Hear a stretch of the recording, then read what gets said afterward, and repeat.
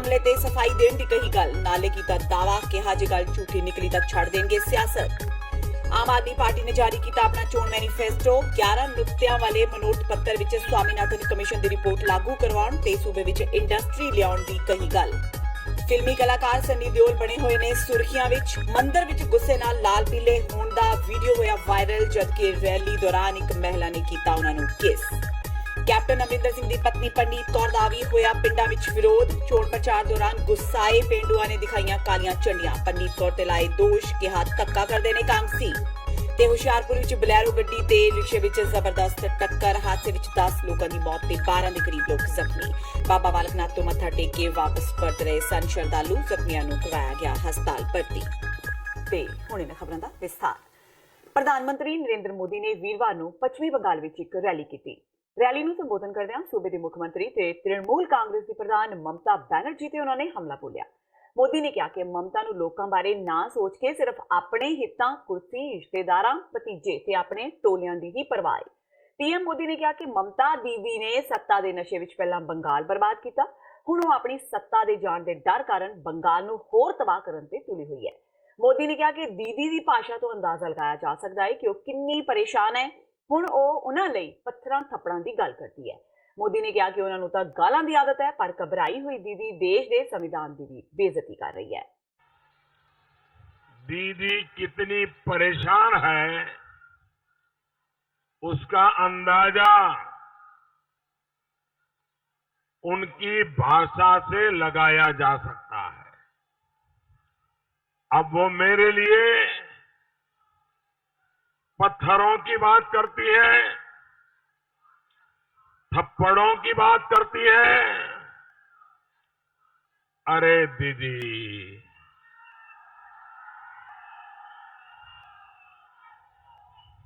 मुझे तो गालियों की आदत है।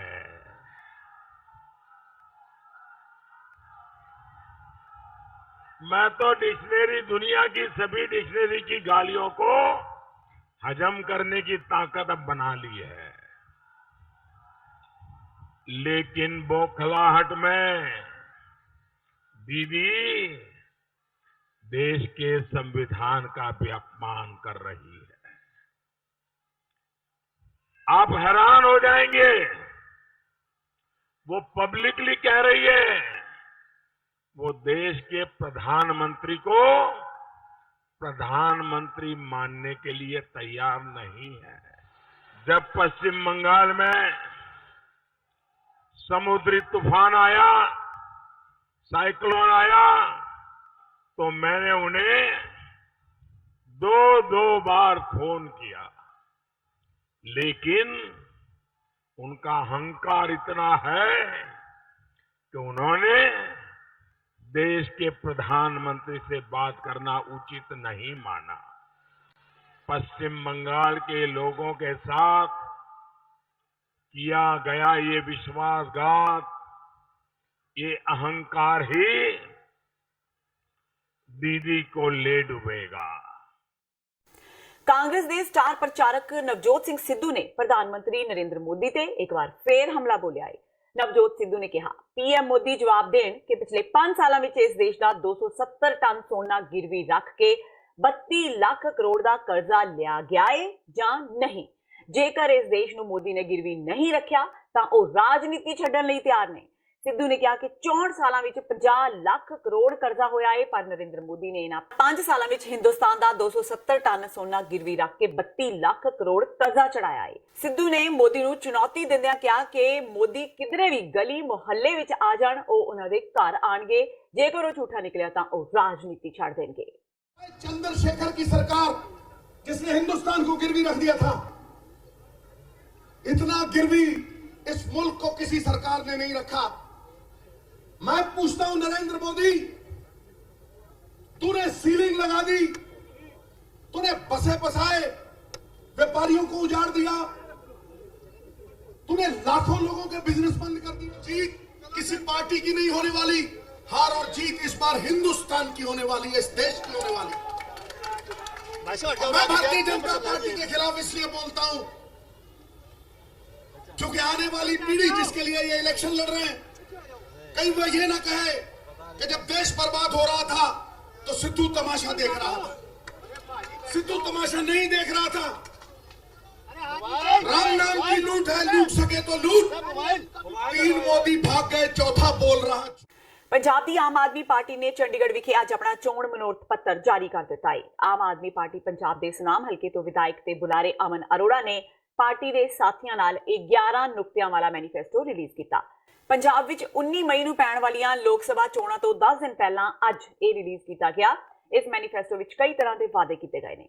ਮੈਨੀਫੈਸਟੋ ਮੁਤਾਬਕ ਇਹਨਾਂ ਵਾਅਦਿਆਂ ਵਿੱਚ ਸਵਾਮੀਨਾਥਨ ਕਮਿਸ਼ਨ ਦੀ ਰਿਪੋਰਟ ਨੂੰ ਲਾਗੂ ਕਰਨਾ, ਪਹਾੜੀ ਸੂਬਿਆਂ ਵਾਂਗ ਪੰਜਾਬ ਦੇ ਉਦਯੋਗ ਜਗਤ ਲਈ ਪੈਕੇਜ ਬਣਾਉਣ ਬਾਰੇ ਕੇਂਦਰ ਤੇ ਦਬਾਅ ਪਾਉਣ ਤੋਂ ਇਲਾਵਾ ਵਪਾਰੀਆਂ ਦੀ ਭਲਾਈ ਲਈ GST ਦੀਆਂ ਦਰਾਂ ਨੂੰ ਘਟਾਉਣ ਤੇ ਸਰਲ ਕਰਨ ਨੂੰ ਸ਼ਾਮਿਲ ਕੀਤਾ ਗਿਆ ਹੈ।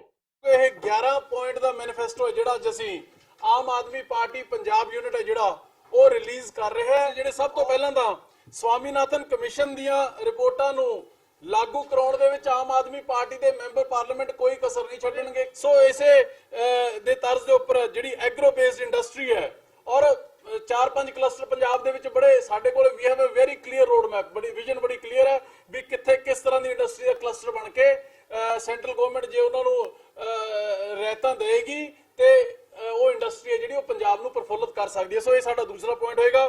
ਤੀਸਰਾ, ਇਹ ਸਰਕਾਰ ਨੇ GST ਲਾਗੂ ਕੀਤਾ। GST ਦਾ ਮਕਸਦ ਸੀਗਾ ਵਨ ਨੇਸ਼ਨ ਵਨ ਟੈਕਸ ਤੇ ਪਹਾੜੀ ਰਾਜਾਂ ਨੂੰ ਇੰਡਸਟਰੀ ਦੇ ਜਿਹੜੇ ਪੈਕੇजेस ਨੇ ਉਹ ਦਿੱਤੇ ਗਏ ਉੱਤਰਾਖੰਡ ਨੂੰ ਔਰ ਹਿਮਾਚਲ ਨੂੰ, ਤੇ ਪੰਜਾਬ ਦੀ ਇੰਡਸਟਰੀ ਹੈ ਜਿਹੜੀ ਉਹ ਤਬਾਹ ਹੋ ਗਈ। 20,000 ਇੰਡਸਟਰੀ ਹੈ ਜਿਹੜੀ ਉਹ ਪੰਜਾਬ ਦੇ ਵਿੱਚੋਂ ਸਿਰਫ ਔਰ ਸਿਰਫ ਇਸੇ ਇੱਕ ਨੀਤੀ ਦੀ ਵਜ੍ਹਾ ਕਰਕੇ ਉਹ ਪਲਾਇਨ ਕਰ ਚੁੱਕੀ। when we are talking of one nation one tax ਤੇ ਪਹਾੜੀ ਰਾਜਾਂ ਨੂੰ ਰਹਿਤਾ ਹੋਰ ਤੇ ਉਹਦਾ ਜਿਹੜਾ ਹਰਜਾਨਾ ਹੈ ਉਹ ਪੰਜਾਬ ਦੀ ਇੰਡਸਟਰੀ ਨੂੰ ਭੁਗਤਣਾ ਪਿਆ, ਜਿਹਦੇ ਨਾਲ 20,000 ਇੰਡਸਟਰੀ ਬਾਹਰ ਚਲੀ ਗਈ ਤੇ ਲੱਖਾਂ ਨੌਜਵਾਨ ਜਿਹੜਾ ਉਹ ਬੇਰੋਜ਼ਗਾਰ ਹੋ ਗਏ। ਜੇ ਰਹਿਤਾ ਹੋਣਗੀਆਂ ਤਾਂ ਸਾਰੀਆਂ ਸਟੇਟਾਂ ਨੂੰ ਹੋਣਗੀਆਂ, ਜੇ ਨਹੀਂ ਹੋਣਗੀਆਂ ਤਾਂ ਕਿਸੇ ਨੂੰ ਨਹੀਂ ਹੋਣਗੀਆਂ। ਸਾਰੇ ਜਿਹੜੇ ਵਪਾਰੀ ਨੇ ਇੰਡਸਟਰੀਜ਼ ਉਹਨਾਂ ਨੂੰ ਇੱਕ ਲੈਵਲ ਪਲੇਇੰਗ ਫੀਲਡ ਹੈ ਜਿਹੜਾ ਉਹ ਦਿੱਤਾ ਜਾਣਾ ਚਾਹੀਦਾ ਹੈ।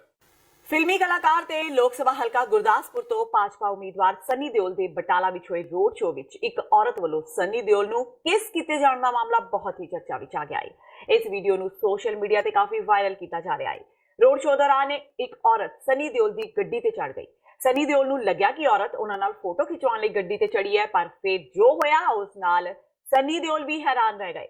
ਔਰਤ ਨੇ ਪਹਿਲਾਂ ਸਨੀ ਦਿਓਲ ਨੂੰ ਗਲੇ ਲਗਾਇਆ ਤੇ ਉਸ ਦੇ ਬਾਅਦ ਉਹਨਾਂ ਦੀ ਗਲ ਤੇ ਕਿਸ ਕਰ ਦਿੱਤੀ। ਸਨੀ ਦਿਓਲ ਨੂੰ ਕਿਸ ਕਰਨ ਤੋਂ ਬਾਅਦ ਔਰਤ ਗੱਡੀ ਤੋਂ ਹੇਠਾਂ ਉਤਰ ਗਈ।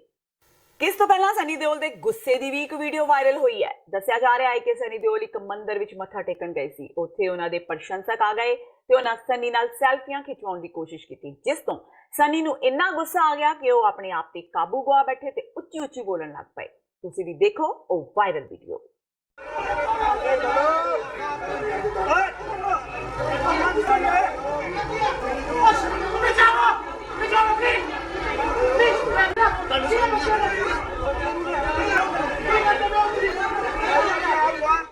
ਲੋਕ ਸਭਾ ਚੋਣਾਂ ਦੇ ਪ੍ਰਚਾਰ ਦੌਰਾਨ ਵੱਖ-ਵੱਖ ਪਾਰਟੀਆਂ ਨੂੰ ਲੋਕਾਂ ਦੇ ਸਵਾਲਾਂ ਦਾ ਸਾਹਮਣਾ ਕਰਨਾ ਪੈ ਰਿਹਾ ਹੈ। ਅੱਜ ਪਟਿਆਲਾ ਲੋਕ ਸਭਾ ਸੀਟ ਤੋਂ ਪੰਜਾਬ ਦੇ ਮੁੱਖ ਮੰਤਰੀ ਕੈਪਟਨ ਅਮਰਿੰਦਰ ਸਿੰਘ ਦੀ ਪਤਨੀ ਤੇ ਕਾਂਗਰਸ ਦੀ ਉਮੀਦਵਾਰ ਪਰਨੀਤ ਕੌਰ ਦਾ ਵੀ ਲੋਕਾਂ ਨੇ ਕਾਲੀਆਂ ਝੰਡੀਆਂ ਦਿਖਾ ਕੇ ਸਵਾਗਤ ਕੀਤਾ। ਪਟਿਆਲਾ ਦੇ ਪਿੰਡ ਕਲਾਰਾ ਵਿਖੇ ਅੱਜ ਪਰਨੀਤ ਕੌਰ ਚੋਣ ਪ੍ਰਚਾਰ ਲਈ ਪਹੁੰਚੇ। ਜਦੋਂ ਹੀ ਉਹ ਸਟੇਜ ਤੋਂ ਬੋਲਣਾ ਸ਼ੁਰੂ ਕਰਨ ਲੱਗੇ ਤਾਂ ਲੋਕਾਂ ਨੇ ਕਾਲੀਆਂ ਝੰਡੀਆਂ ਦਿਖਾ ਕੇ ਉਹਨਾਂ ਵਿਰੁੱਧ ਨਾਅਰੇਬਾਜ਼ੀ ਕਰਨੀ ਸ਼ੁਰੂ ਕਰ ਦਿੱਤੀ। ਲੋਕਾਂ ਦਾ ਗੁੱਸਾ ਦੇਖਦਿਆਂ ਹੀ ਪਰਨੀਤ ਕੌਰ ਬਿਨਾਂ ਸੰਬੋਧਨ ਕੀਤਿਆਂ ਉੱਥੋਂ ਚੱਲਦੇ ਬਣੇ। ਗੁੱਸਾਏ ਲੋਕਾਂ ਨੇ ਕਿਹਾ ਕਿ ਪੰਚਾਇਤੀ ਚੋਣਾਂ ਦੌਰਾਨ ਉਹਨਾਂ ਦੇ ਪਿੰਡ ਵਿੱਚ 3 ਵੋਟਾਂ ਦੇ ਫਰਕ ਨਾਲ ਹਾਰੇ ਉਮੀਦਵਾਰ ਨੂੰ ਪਰਨੀਤ ਕੌਰ ਦੇ ਬੰਦਿਆਂ ਨੇ ਜੇਤੂ ਕਰਾਰ ਦਿੱਤਾ ਸੀ। ਉਹਨਾਂ ਕਿਹਾ ਕਿ ਇਸ ਮੰਗ ਨੂੰ ਲੈ ਕੇ ਉਹਨਾਂ ਪਹਿਲਾਂ ਵੀ ਪ੍ਰਦਰਸ਼ਨ ਕੀਤੇ, ਧਰਨਾ ਵੀ ਦਿੱਤਾ, ਪਰ ਕਿਸੇ ਵੀ MLA ਜਾਂ ਪਰਨੀਤ ਕੌਰ ਨੇ ਸਾਰ ਨਹੀਂ ਲਈ। ਇਸ ਲਈ ਅੱਜ ਉਹਨਾਂ ਦਾ ਵਿਰੋਧ ਕੀਤਾ ਜਾ ਰਿਹਾ ਹੈ।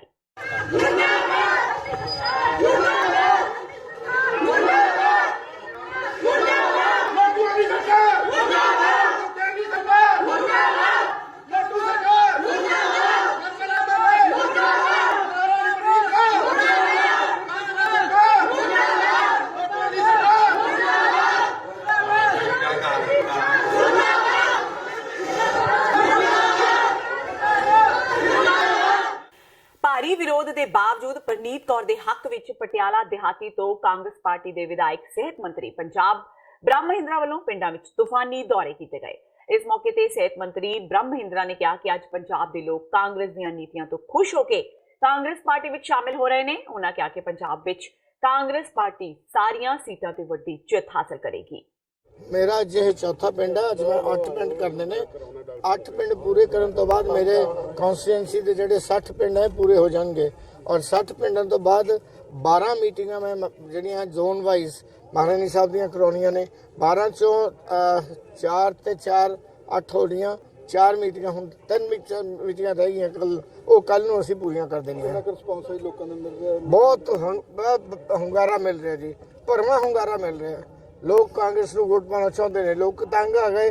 ਪਿਛਲੀ ਵਾਰ ਦਾ ਜਿਹੜਾ ਤਜਰਬਾ ਕੀਤਾ ਸੀਗਾ ਉਹ ਲੋਕਾਂ ਨੂੰ ਸਮਝ ਆ ਗਈ ਕਿ ਗਲਤ ਕਰ ਬੈਠੇ ਹੋ। ਤੇ ਹੁਣ ਵੇਲਾ ਹੋ ਗਿਆ ਬ੍ਰੇਕ ਦਾ। ਬਾਕੀ ਦੀਆਂ ਖਬਰਾਂ ਇਸ ਬ੍ਰੇਕ ਤੋਂ ਬਾਅਦ।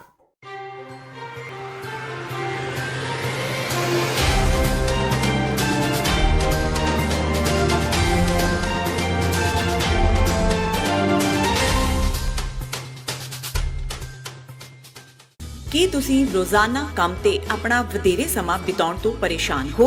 ਆਪਣੀ ਪੂੰਜੀ ਨੂੰ ਕੰਮ ਤੇ ਲਗਾਓ। ਸਾਡੇ ਨਾਲ ਇਨਵੈਸਟ ਕਰੋ। ਅਸੀਂ ਤੁਹਾਡੀ ਪੂੰਜੀ ਤੋਂ ਤੁਹਾਡੇ ਲਈ ਵਧੇਰੇ ਪੈਸੇ ਬਣਾ ਸਕਦੇ ਹਾਂ। ਅਸੀਂ ਪ੍ਰਾਈਵੇਟ ਇਕੁਇਟੀ ਇਨਵੈਸਟਮੈਂਟ ਫਰਮ ਹਾਂ ਤੇ ਕਮਰਸ਼ੀਅਲ ਰੀਅਲ ਏਸਟੇਟ ਵਿੱਚ ਮਾਹਿਰ ਹਾਂ। Property management, leasing, asset management, commercial real estate investment ਵਿੱਚ ਸਾਰੀਆਂ ਸੇਵਾਵਾਂ ਲਈ ਅਮਰੀਕਾ ਭਰ ਵਿੱਚੋਂ ਤੁਸੀਂ ਸਾਡੇ ਤੱਕ ਪਹੁੰਚ ਕਰ ਸਕਦੇ ਹੋ। ਆਜ਼ਾਦ ਕਮਰਸ਼ੀਅਲ ਰੀਅਲਟੀ ਸਰਵਿਸਿਜ਼ ਤੇ Azad family trust, 701 north post oak road, suite number 204, Houston, Texas. ਤੁਸੀਂ ਸਾਨੂੰ ਸਾਡੇ ਫੋਨ ਨੰਬਰ 7136861277 ਤੇ ਵੀ ਸੰਪਰਕ ਕਰ ਸਕਦੇ ਹੋ। ਆਜ਼ਾਦ ਕਮਰਸ਼ੀਅਲ ਰੀਅਲਟੀ ਸਰਵਿਸਿਜ਼।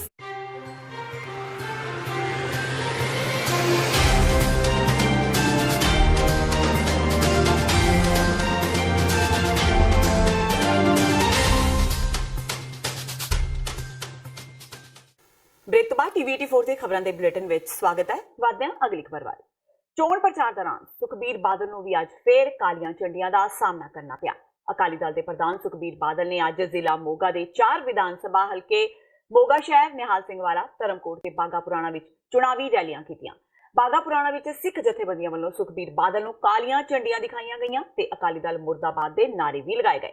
ਹਾਲਾਂਕਿ ਆਪਣੇ ਸੰਬੋਧਨ ਵਿੱਚ ਸੁਖਬੀਰ ਬਾਦਲ ਨੇ ਕਾਂਗਰਸ ਸਰਕਾਰ ਨੂੰ ਲੰਮੇ ਹੱਥੀ ਲਿਆ ਤੇ ਕਿਹਾ ਕਿ ਕੈਪਟਨ ਅਮਰਿੰਦਰ ਸਿੰਘ ਹਰ ਵੇਲੇ ਬੇਦਬੀ ਦਾ ਮੁੱਦਾ ਚੁੱਕਦੇ ਨੇ, ਪਰ ਸਭ ਤੋਂ ਵੱਡੀ ਬੇਦਬੀ ਕੈਪਟਨ ਨੇ ਗੁਟਕਾ ਸਾਹਿਬ ਦੀ ਸਹੁੰ ਖਾ ਕੇ ਆਪ ਕੀਤੀ ਹੈ। ਸੁਖਬੀਰ ਨੇ ਤਾਂ ਇੱਥੋਂ ਤੱਕ ਕਹਿ ਦਿੱਤਾ ਕਿ ਜਿਨੇ ਵੀ ਬੇਦਬੀ ਕੀਤੀ ਹੈ ਜਾਂ ਕਰਵਾਈ ਹੈ ਉਸਦੇ ਪਰਿਵਾਰ ਦਾ ਕੁਝ ਵੀ ਨਾ ਬਚੇ। ਉਹ ਸਰਕਾਰ ਬਣਾ ਦਿਆ ਝੂਠ ਬੋਲ ਕੇ, ਠੱਗੀ ਮਾਰ ਕੇ, ਪਾਪ ਕਰਕੇ, ਮੈਂ ਕਹਿੰਦਾ ਪਾਪ ਕਰਕੇ। ਸਭ ਤੋਂ ਵੱਡਾ ਗੁਨਾਹ, ਸਭ ਤੋਂ ਵੱਡੀ ਬੇਅਦਬੀ ਉਹਨੇ ਕੀਤੀ ਹੈ ਜੇ ਗੁਟਕਾ ਸਾਹਿਬ ਨੂੰ ਹੱਥ ਰੱਖ ਕੇ ਗੁਟਕਾ ਸਾਹਿਬ ਦੀ ਝੂਠੀ ਸਹੁੰ ਖਾਧੀ। ਤਖ਼ਤ ਸ੍ਰੀ ਦਮਦਮਾ ਸਾਹਿਬ ਤੋਂ ਹੱਥ ਕੀਤਾ ਤੇ ਦਸ਼ਮੇਸ਼ ਪਿਤਾ ਗੁਰੂ ਗੋਬਿੰਦ ਸਿੰਘ ਜੀ ਮਹਾਰਾਜ ਦੇ ਚਰਨਾਂ ਦੀ ਝੂਠੀ ਸਹੁੰ ਖਾਧੀ। ਇਹ ਤੋਂ ਘਟੀਆ ਬੰਦਾ ਕੌਣ ਹੋ ਸਕਦਾ ਹੈ?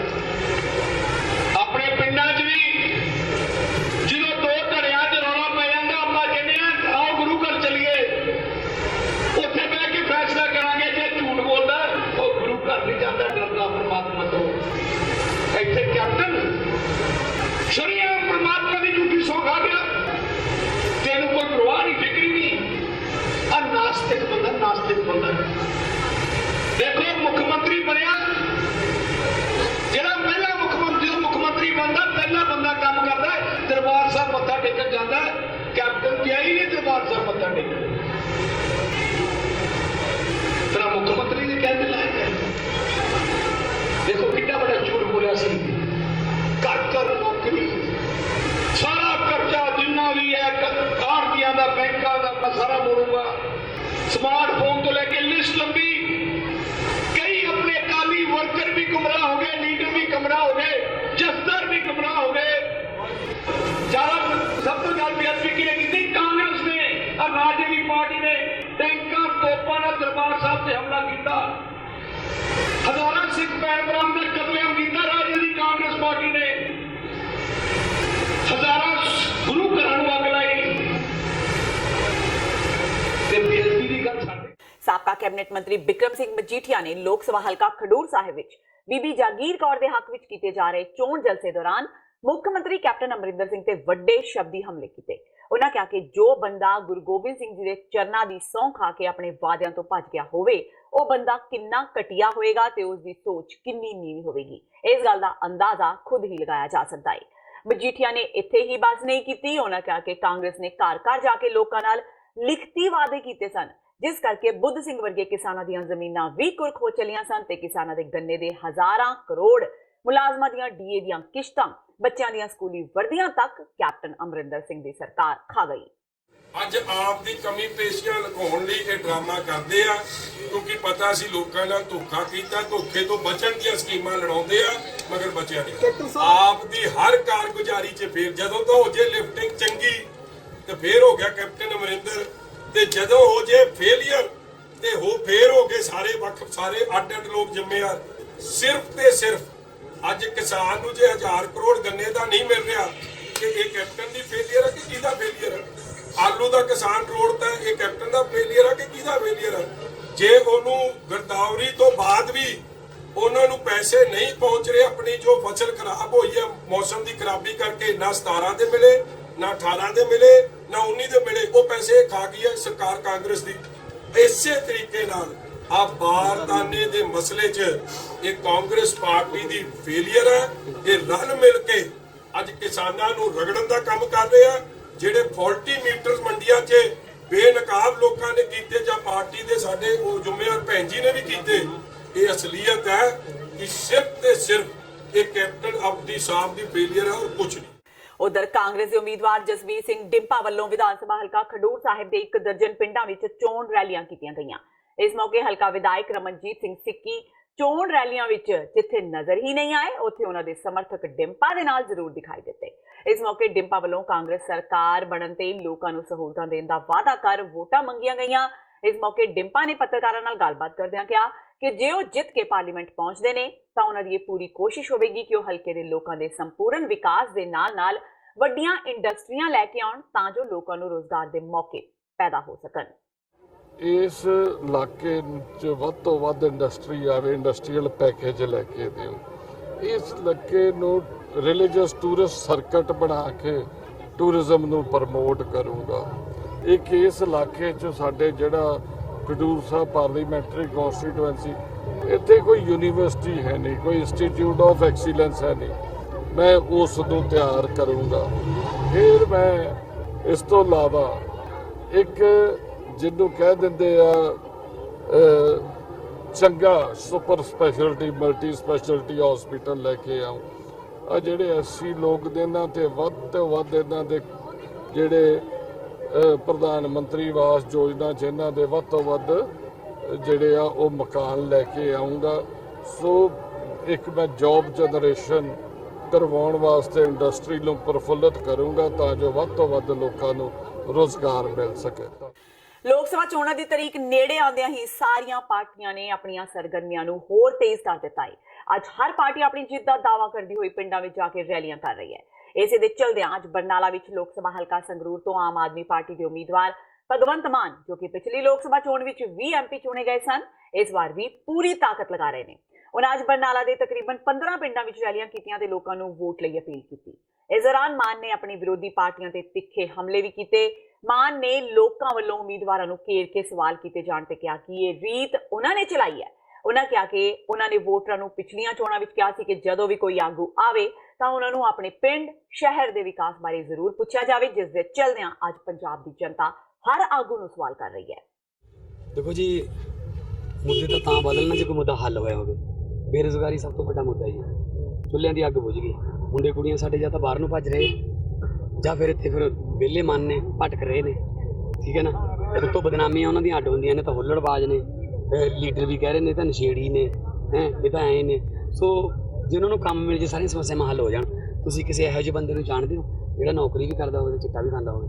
ਨਹੀਂ ਹੋ ਸਕਦਾ, ਕਿਉਂਕਿ ਉਹਦੇ ਕੋਲ ਤਾਂ ਟਾਈਮ ਹੀ ਨਹੀਂ ਹੁੰਦਾ। ਉਹ ਸ਼ਾਮ ਨੂੰ ਘਰੇ ਆਉਂਦਾ, ਬੱਚਿਆਂ ਨਾਲ ਖੇਡ ਕੇ ਸੌਂ ਜਾਂਦਾ, ਸਵੇਰ ਨੂੰ ਫੇਰ ਜਾਂਦਾ ਕੰਮ 'ਤੇ। ਬੇਰੁਜ਼ਗਾਰੀ ਮੁੱਦਾ, ਕਿਸਾਨੀ ਸਾਡੀ ਬਰਬਾਦੀ ਇਹਨਾਂ ਨੇ। ਧਰਤੀ ਤਾਂ ਹਜੇ ਵੀ 150 ਮਣ ਦਾਣੇ ਪੈਦਾ ਕਰੀ ਜਾਂਦੀ ਹੈ ਇੱਕ ਸਾਲ 'ਚ, 90 ਮਣ ਝੋਨਾ ਤੇ 60 ਮਣ ਕਣਕ। ਫਿਰ ਭੁੱਖੇ ਕਿਉਂ ਮਰੀ ਜਾਂਦੇ ਅਸੀਂ? ਸਵਾਮੀਨਾਥਨ ਦੀਆਂ ਰਿਪੋਰਟਾਂ ਲਾਗੂ ਕਿਉਂ ਨਹੀਂ ਕੀਤੀਆਂ? ਦਿੱਲੀ ਦੇ ਵਿੱਚ ਅਰਵਿੰਦ ਕੇਜਰੀਵਾਲ ਨੇ ਸਵਾਮੀਨਾਥਨ ਦੀਆਂ ਰਿਪੋਰਟਾਂ ਦੇ ਬਰਾਬਰ ਭਾਅ ਦਿੱਤੇ, ਗਰੀਬਾਂ ਵਾਲੀ ਕਣਕ ਦੇ ਨਹੀਂ ਬਦਲਣ ਦਿੱਤੇ ਭਾਅ। 2616 ਰੁਪਏ ਵੇਚਿਆ ਉਹਨਾਂ ਨੇ। ਇੱਥੇ 1840 ਵੇਚੀ ਹੈ, ਉਹ ਵੀ ਨਹੀਂ ਚੱਕੀ ਗਈ ਹੈ। ਸਵਾਲ ਪੁੱਛਣਾ ਉਹਦਾ ਡੈਮੋਕ੍ਰੈਟਿਕ ਰਾਈਟ ਹੈ, ਸਵਾਲ ਪੁੱਛਣਾ। ਫਿਰ ਜਦੋਂ ਲੋਕ ਸਵਾਲ ਪੁੱਛਦੇ ਨੇ ਕਿ ਭਾਈ 25 ਸਾਲ ਤੂੰ ਰਹੀ ਹੈ ਇੱਥੋਂ, ਹਾਲਾਂਕਿ ਉਹ ਕਾਂਗਰਸੀ ਪਰਿਵਾਰ ਹੈ, ਉਹ ਮੇਰੇ ਕੋਲ ਆਇਆ ਸੀ ਮੁੰਡਾ, ਕਾਂਗਰਸੀ ਪਰਿਵਾਰ ਹੈ, ਤੇ ਨਾਲੇ ਕਹਿੰਦੀ ਉਹ ਨਸ਼ੇੜੀ ਨੇ, ਕਹਿੰਦੀ ਦਾਰੂ ਪੀਤੀ ਹੋਈ ਸੀ। ਉਹ ਮੁੰਡਾ ਕਹਿੰਦਾ ਸਾਡੇ ਸਾਰੇ ਪਰਿਵਾਰ ਨੇ ਵਿਆਹ ਸਾਰੇ ਬਾਬੇ ਦਾ ਨਾਂ ਲਿਆ ਹੋਇਆ। ਦੱਸੋ ਯਾਰ, ਮੈਂ ਤਾਂ ਖੁਸ਼ ਹਾਂ ਇਸ ਗੱਲ 'ਚ। ਮੈਂ ਤਾਂ ਲਾਏ ਨੇ ਹਿੰਮਤ ਭਰ ਕੇ ਇਹਨੂੰ ਪੁੱਛੋ, ਇਹਨੂੰ ਪੁਰਾਣੀਆਂ ਵੋਟਾਂ ਕਿਹੜੇ ਖੂਹ ਸੱਟਿਆ ਮੇਰੀ ਪਰਫਾਰਮੈਂਸ ਵੀ ਪੁੱਛੋ। ਅੱਧਾ ਰਿਪੋਰਟ ਕਰਤਾ ਮੇਰਾ ਇਹਨਾਂ ਦੇ ਮੋਬਾਈਲਾਂ 'ਚ ਪਿਆ, ਜਿੱਥੇ ਪਾਰਲੀਮੈਂਟ ਦੀਆਂ ਵੀਡੀਓ, ਕਿਹੜਾ ਮੁੱਦਾ ਜਿਹੜੇ ਤੇ ਮੈਂ ਨਹੀਂ ਬੋਲਿਆ, ਅੱਧਾ ਮੈਂ ਇਹਨਾਂ ਨੂੰ ਰਿਪੋਰਟ ਕੱਢ ਦਿੱਤਾ। ਜਿਹੜਾ ਪੈਸੇ ਵਾਲਾ 1-1 ਰੁਪਏ ਦਾ ਹਿਸਾਬ ਦਿੱਤਾ ਸਾਨੇ ਵਿਆਜ, ਠੀਕ ਹੈ ਨਾ। ਸੋ ਮੈਨੂੰ ਵੀ ਸਵਾਲ ਪੁੱਛੋ, ਮੈਨੂੰ ਪੁੱਛਦੇ ਵੀ ਨੇ, ਮੈਂ ਸਰਕਾਰੀ ਗੱਲ। ਪੰਜਾਬ ਦੇ ਸਾਬਕਾ ਮੁੱਖ ਮੰਤਰੀ ਗਿਆਨੀ ਜੈਲ ਸਿੰਘ ਦੇ ਜਵਾਈ ਤੇ ਸਾਬਕਾ IAS ਅਧਿਕਾਰੀ SS ਚੰਨੀ ਭਾਰਤੀ ਜਨਤਾ ਪਾਰਟੀ ਵਿੱਚ ਸ਼ਾਮਿਲ ਹੋ ਗਏ ਨੇ।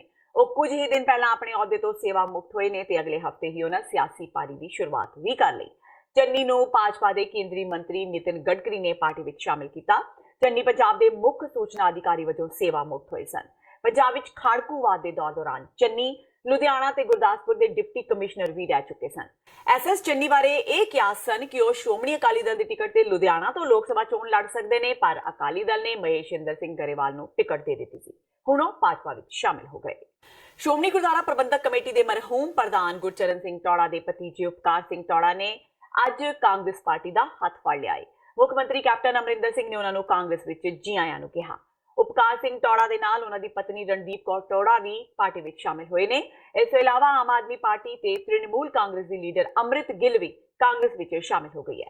ਜ਼ਿਕਰਯੋਗ ਹੈ ਕਿ ਗੁਰਚਰਨ ਸਿੰਘ ਟੌੜਾ ਦੀ ਧੀ ਕੁਲਦੀਪ ਕੌਰ ਟੌੜਾ ਤੇ ਉਹਨਾਂ ਦੇ ਪਤੀ ਹਰਮੇਲ ਸਿੰਘ ਟੌੜਾ ਦੇ ਪੁੱਤਰ ਪਿਛਲੇ ਮਹੀਨੇ ਅਕਾਲੀ ਦਲ ਵਿੱਚ ਸ਼ਾਮਿਲ ਹੋ ਗਏ ਸਨ। ਸਾਲ 2017 ਦੀਆਂ ਵਿਧਾਨ ਸਭਾ ਚੋਣਾਂ ਤੋਂ ਪਹਿਲਾਂ ਟੌੜਾ ਪਰਿਵਾਰ ਆਮ ਆਦਮੀ ਪਾਰਟੀ ਵਿੱਚ ਸ਼ਾਮਿਲ ਹੋ ਗਿਆ ਸੀ। ਪਿਛਲੀਆਂ ਲੋਕ ਸਭਾ ਚੋਣਾਂ ਦੌਰਾਨ ਚੰਡੀਗੜ੍ਹ ਤੋਂ ਸਾਂਸਦ ਕਿਰਨ ਖੇਰ ਤੇ ਉਹਨਾਂ ਦੇ ਪਤੀ ਅਨੁਪਮ ਖੇਰ ਦੀ ਹਰ ਪਾਸੇ ਚਰਚਾ ਹੋ ਰਹੀ ਸੀ। ਇਸ ਵਾਰ ਲੱਗਦਾ ਹੈ ਕਿ ਸਮੇਂ ਦਾ ਚੱਕਰ ਘੁੰਮ ਗਿਆ ਹੈ, ਕਿਉਂਕਿ ਨਜ਼ਾਰਾ ਕੁਝ ਬਦਲਿਆ ਹੋਇਆ ਜਾਪਦਾ ਹੈ। ਇਸ ਵਾਰ ਉਹਨਾਂ ਦੀਆਂ ਚੋਣ ਸਭਾਵਾਂ ਵਿੱਚ ਭੀੜ ਘੱਟ ਹੁੰਦੀ ਜਾ ਰਹੀ ਹੈ, ਜਿਸ ਕਾਰਨ ਉਹਨਾਂ ਦੇ 2 ਪ੍ਰੋਗਰਾਮ ਵੀ ਕੈਂਸਲ ਹੋ ਗਏ। ਉਧਰ ਡੋਰ ਟੂ ਡੋਰ ਕੰਪੇਨ ਦੌਰਾਨ ਉਹਨਾਂ ਦੇ ਪਤੀ ਅਨੁਪਮ ਖੇਰ ਨੂੰ ਇੱਕ ਦੁਕਾਨਦਾਰ ਨੇ 2014 ਦੇ ਵਾਅਦਿਆਂ ਬਾਰੇ ਪੁੱਛਿਆ ਤਾਂ ਉਹ ਜਵਾਬ ਹੀ ਨਹੀਂ ਦੇ ਸਕੇ।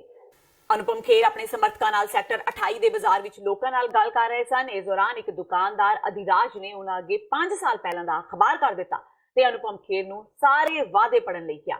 ਇਸ ਦੇ ਨਾਲ ਹੀ ਉਹਨਾਂ ਪੁੱਛਿਆ ਕਿ ਉਹਨਾਂ ਦੀ ਪਤਨੀ ਨੇ ਕਿਹੜਾ ਵਾਅਦਾ ਪੂਰਾ ਕੀਤਾ ਹੈ। ਇਸ ਦਾ ਜਵਾਬ ਅਨੁਪਮ ਨੇ ਦਿੰਦਿਆਂ ਕਿਹਾ ਕਿ ਇਸ ਵਾਰ ਸਾਰੇ ਵਾਅਦੇ ਪੂਰੇ ਹੋਣਗੇ। ਇਹ ਕਹਿ ਕੇ ਉਹ ਚਲੇ ਗਏ। ਇਸ ਦੌਰਾਨ ਦਾ ਵੀਡੀਓ ਵੀ ਸੋਸ਼ਲ ਮੀਡੀਆ ਤੇ ਕਾਫੀ ਵਾਇਰਲ ਹੋ ਰਿਹਾ ਹੈ।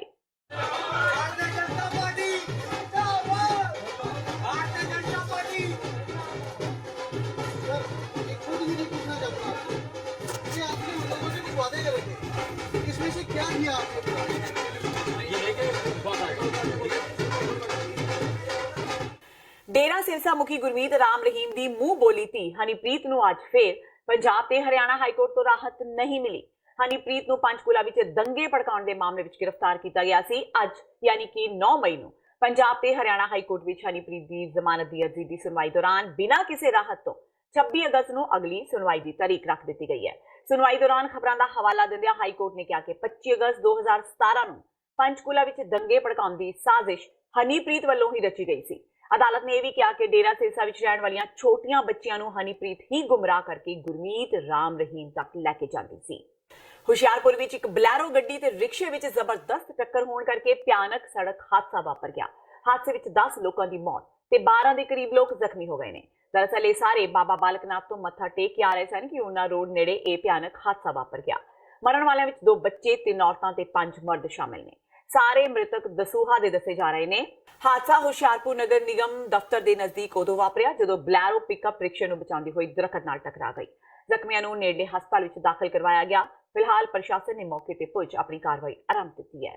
ਤੇ ਇਸ ਨੂੰ ਤੱਕ ਦੀਆਂ ਖਬਰਾਂ ਜਾਂਦੇ ਇੱਕ ਵਾਰ ਫੇਰ ਨਜ਼ਰ ਮਾਰਦੇ ਹਾਂ ਮੁੱਖ ਖਬਰਾਂ ਤੇ। ਕਾਂਗਰਸ ਦੇ ਸਟਾਰ ਪ੍ਰਚਾਰਕ ਨਵਜੋਤ ਸਿੰਘ ਸਿੱਧੂ ਦਾ ਪ੍ਰਧਾਨ ਮੰਤਰੀ ਮੋਦੀ ਤੇ ਨਿਸ਼ਾਨਾ। ਮੋਦੀ ਤੇ 5 ਸਾਲਾਂ ਵਿੱਚ ਇਸ ਦੇਸ਼ ਦਾ 270 ਟਨ ਸੋਨਾ ਗਿਰਵੀ ਰੱਖਣ ਦਾ ਲਗਾਇਆ ਦੋਸ਼। ਮੋਦੀ ਨੂੰ ਇਸ ਮਾਮਲੇ ਤੇ ਸਫਾਈ ਦੇਣ ਦੀ ਕਹੀ ਗੱਲ, ਨਾਲੇ ਕੀਤਾ ਦਾਅਵਾ, ਕਿਹਾ ਜੇ ਗੱਲ ਝੂਠੀ ਨਿਕਲੀ ਤਾਂ ਛੱਡ ਦੇਣਗੇ ਸਿਆਸਤ। ਆਮ ਆਦਮੀ ਪਾਰਟੀ ਨੇ ਜਾਰੀ ਕੀਤਾ ਆਪਣਾ ਚੋਣ ਮੈਨੀਫੈਸਟੋ। 11 ਨੁਕਤਿਆਂ ਵਾਲੇ ਮਨੋਟ ਪੱਤਰ ਵਿੱਚ ਸਵਾਮੀਨਾਥਨ ਕਮਿਸ਼ਨ ਦੀ ਰਿਪੋਰਟ ਲਾਗੂ ਕਰਵਾਉਣ ਤੇ ਸੂਬੇ ਵਿੱਚ ਇੰਡਸਟਰੀ ਲਿਆਉਣ ਦੀ ਕਹੀ ਗੱਲ। ਫਿਲਮੀ ਕਲਾਕਾਰ ਸਨੀ ਦਿਓਲ ਬਣੇ ਹੋਏ ਨੇ ਸੁਰਖੀਆਂ ਵਿੱਚ। ਮੰਦਰ ਵਿੱਚ ਗੁੱਸੇ ਨਾਲ ਲਾਲ ਪੀਲੇ ਹੋਣ ਦਾ ਵੀਡੀਓ ਹੋਇਆ ਵਾਇਰਲ, ਜਦਕਿ ਰੈਲੀ ਦੌਰਾਨ ਇੱਕ ਮਹਿਲਾ ਨੇ ਕੀਤਾ ਉਹਨਾਂ ਨੂੰ ਕਿਸ। ਕੈਪਟਨ ਅਮਰਿੰਦਰ ਸਿੰਘ ਦੀ ਪਤਨੀ ਪਰਨੀਤ ਕੌਰ ਦਾ ਵੀ ਹੋਇਆ ਪਿੰਡਾਂ ਵਿੱਚ ਵਿਰੋਧ। ਚੋਣ ਪ੍ਰਚਾਰ ਦੌਰਾਨ ਗੁੱਸਾਏ ਪੇਂਡੂਆਂ ਨੇ ਦਿਖਾਈਆਂ ਕਾਲੀਆਂ ਝੰਡੀਆਂ। ਪਰਨੀਤ ਕੌਰ ਤੇ ਲਾਏ ਦੋਸ਼, ਕਿਹਾ ਧੱਕਾ ਕਰਦੇ ਨੇ ਕਾਂਗਸੀ। ਤੇ ਹੁਸ਼ਿਆਰਪੁਰ ਵਿੱਚ ਬਲੈਰੋ ਗੱਡੀ ਤੇ ਰਿਕਸ਼ੇ ਵਿੱਚ ਜ਼ਬਰਦਸਤ ਟੱਕਰ। ਹਾਦਸੇ ਵਿੱਚ 10 ਲੋਕਾਂ ਦੀ ਮੌਤ ਤੇ 12 ਦੇ ਕਰੀਬ ਲੋਕ ਜ਼ਖਮੀ। ਬਾਬਾ ਬਾਲਕ ਨਾਥ ਤੋਂ ਮੱਥਾ ਟੇਕ ਕੇ ਵਾਪਸ ਪਰਤ ਰਹੇ ਸਨ ਸ਼ਰਧਾਲੂ। ਜ਼ਖਮੀਆਂ ਨੂੰ ਕਰਵਾਇਆ ਗਿਆ ਹਸਪਤਾਲ ਭਰਤੀ। ਇਸ ਦੇ ਨਾਲ ਹੀ TV 84 ਦਾ ਖਬਰਾਂ ਦਾ ਇਹ ਬੁਲੇਟਿਨ ਖਤਮ ਹੁੰਦਾ ਹੈ। ਮੈਨੂੰ ਹਰਪ੍ਰੀਤ ਕੌਰ ਨੂੰ ਦਿਓ ਇਜਾਜ਼ਤ। ਸਤਿ ਸ਼੍ਰੀ ਅਕਾਲ।